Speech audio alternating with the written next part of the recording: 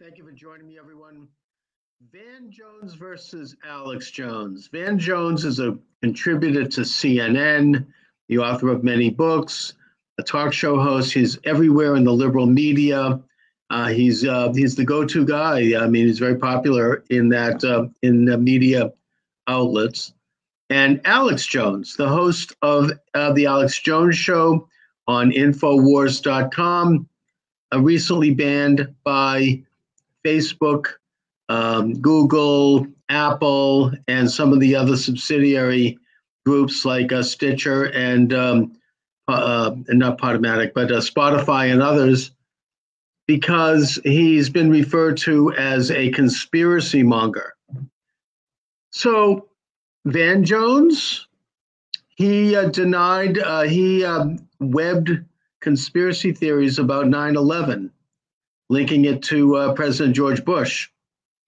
Alex Jones, allegedly, he questioned the validity of reports emanating out of the Newtown, Connecticut shooting. He questioned what was going on at the time of the shooting and whether or not the reportage was accurate.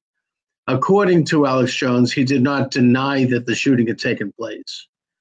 Also, Alex Jones was accused of denying the shooting in Parkland, Florida, claiming that there were actors involved. And that apparently was taken completely out of context, because what he said was that one of the guys there, David Hogg, who was not actually present at the shooting, he had been grooming himself or had been groomed by others to be a big spokesperson again for gun control.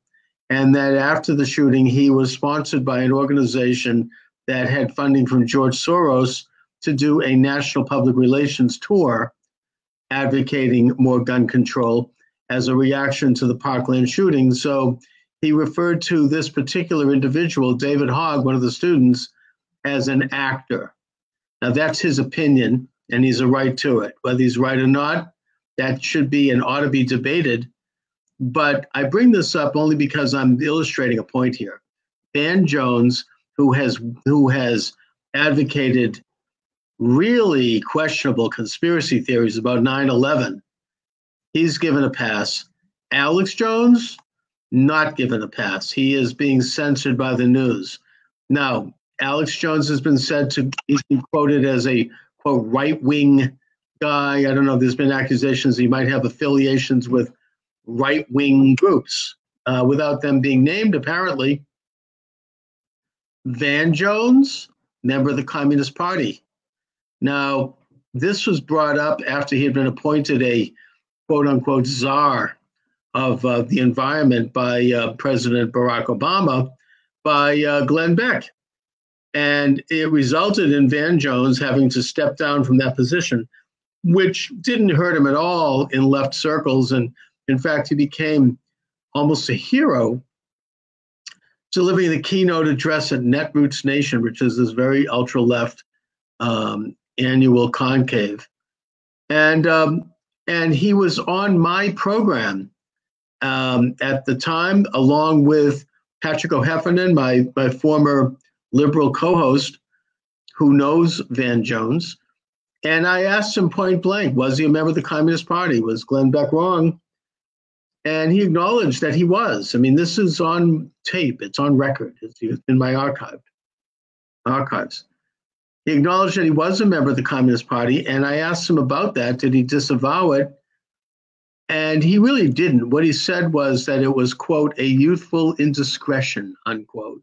In other words, first of all, youthful. I don't know how youthful he was at the time. I think he was a college student. He was old enough to know better. Just like John Brennan, the CIA director, was old enough to know better as a Johns Hopkins University college student voting for the head of the Communist Party, Gus Hall, for president and saying he wanted to bring about a change. I mean, these guys are not some, teenagers who are infatuated with some radical ideology. They know what they're doing. Anyway, youthful indiscretion, what that means is that he's not disavowing it at all, more than I thought about it. He's just saying he was indiscreet. In other words, he should have been more careful not to reveal himself publicly for who he was. And it was one of those rare moments where one slips up and does reveal one's agenda quite clearly and is exposed for it.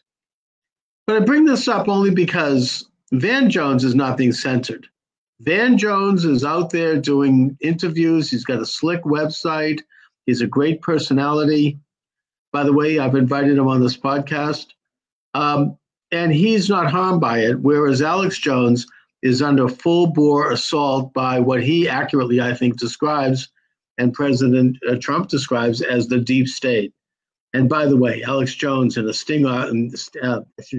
Van Jones, in a sting operation conducted by Project Veritas and James O'Keefe, which does undercover reportage, they found Van Jones referring to the Russia probe and the Russia collusion as, quote, a nothing burger, unquote. So that's pretty interesting. Maybe that might have lost him a few friends in the establishment left. But I think that most people have forgotten about that. That sort of went under the Orwellian floorboards. Either way, I only bring this up because I'm pointing out that censorship is happening. Alex Jones is facing serious censorship as a conservative because he supports President Trump. That's what it comes down to. And his occasionally controversial and unpopular opinions are being held up as ridicule. So he was probably going to be seen as the most hated man in America, maybe since that famous senator who exposed secret members of the KGB in the State Department was exposed and attacked, that being former Senator Joseph McCarthy back in the 1950s. Maybe Alex Jones will take his place, and maybe we'll see even more censorship as a result, because Alex Jones is only the first one to go down, if he indeed goes down. And in fact, he's becoming ever more popular.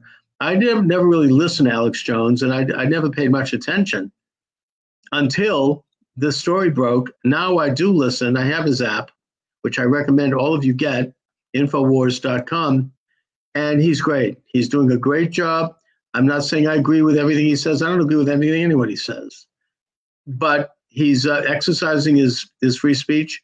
He's doing it responsibly. He backs up what he says, and his views are very unpopular because he's really taking on, I would argue, the same establishment that's trying to take down President Trump.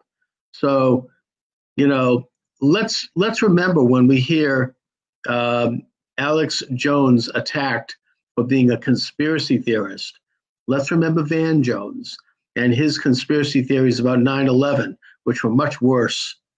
And when we hear about Alex Jones being right-wing, let's remember Van Jones, member of the Communist Party. You can't get more left-wing than that.